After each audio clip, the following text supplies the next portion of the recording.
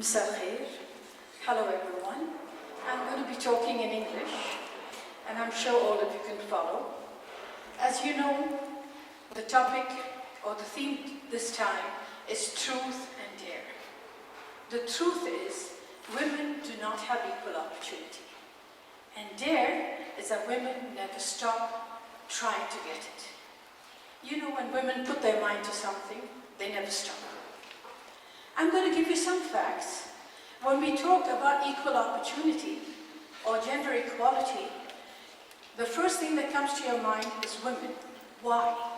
Gender is male and female. Yet, they know that gender affects women more than men in every stage of our lives. Some of us are more privileged. Gender plays a role. It takes the choices away from us, something that men don't have to do. If we start from the very first stage important stage in our life, which is education, in many countries, they will choose the male over the female if they have to make a choice of one person. In other countries, this barrier may come at a later stage at the university. Parents, meaning well, often tell their daughters, I think this field is better for you. This is where women go. Or I think this is too trying. You won't be able to match it with a family life. Give them a choice. Let them decide what they want.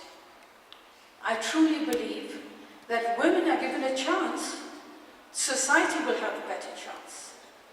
Now, the Global Gender Report of the World Bank said the fastest growing area is STEM, which is science, technology, engineering, and maths. Yet, only 35% of women around the world enter into these fields.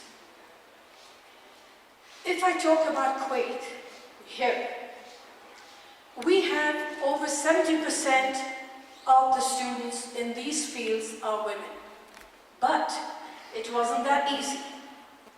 Till 2013, there was a barrier that prevented many young girls who had dreams of being in these colleges from not being accepted. What was it?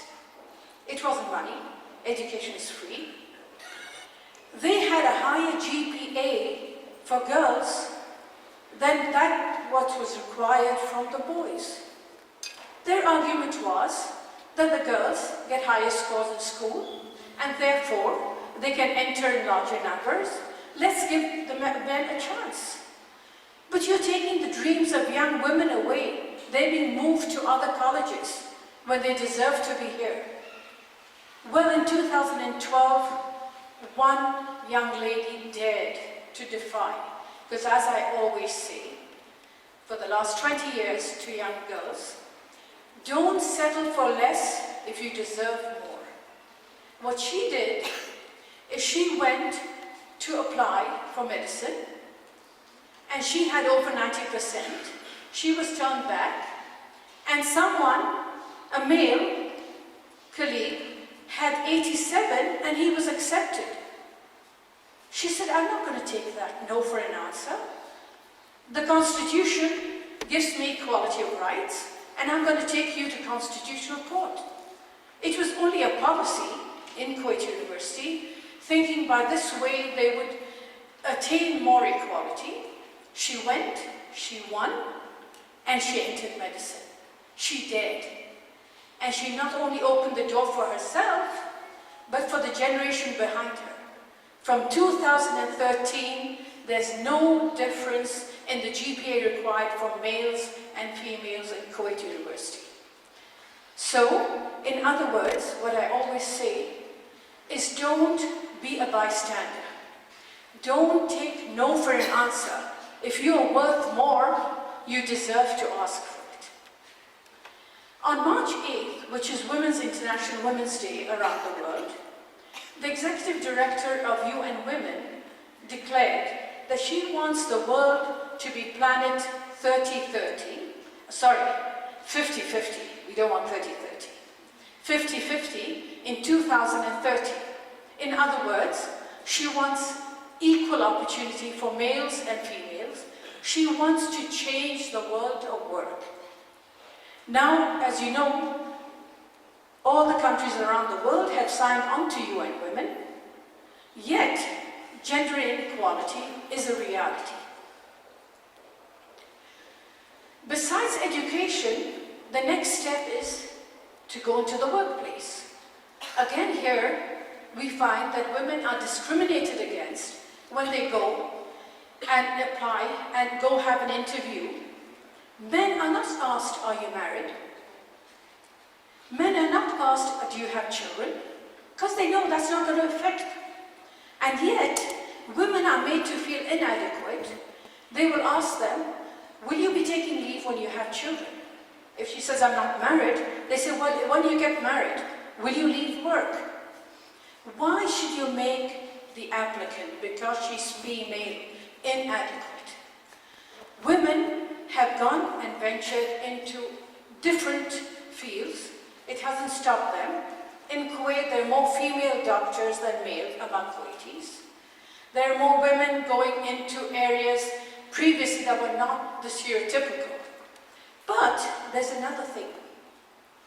Women around the world are not paid the same for the same work. In other words, it's not just the gender gap and labor force participation. They are not even paid the same as men for the same work. Now that's not fair. Women are not quiet. They're asking for this to be changed. The gender gap in wages, according to the World Bank report of 2017, is around the world, it's 24% less. That means for every $1 a man gets, a woman gets 76 cents. In the Arab world, it's 14. However, not only the wages, it's also what professions they choose. It's affected by many factors.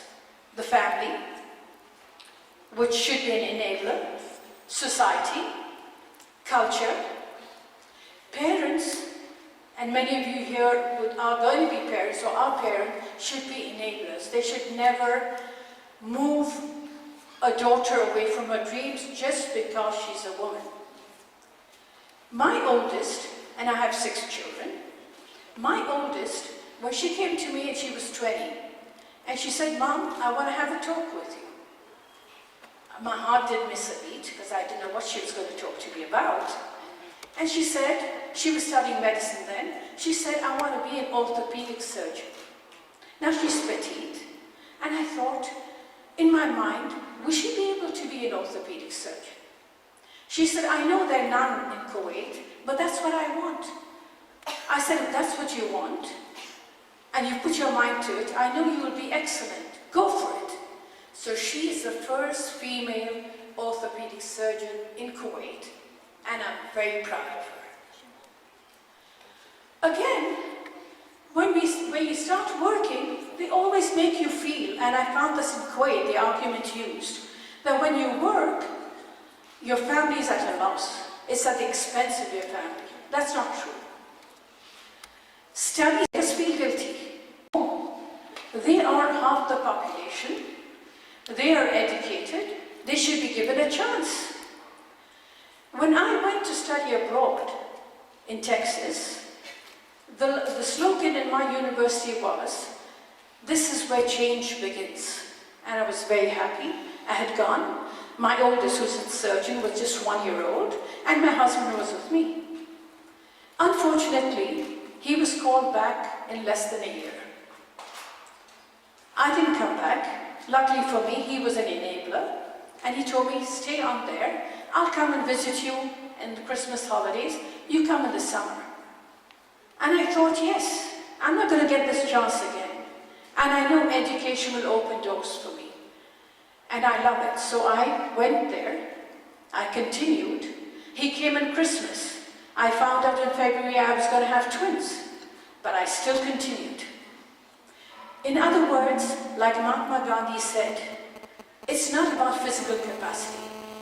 It's your will. It's your indomitable will. If you have a will, you can succeed. And no woman should wait for an invitation. You have to change society. I tried it here. I introduced gender into the university.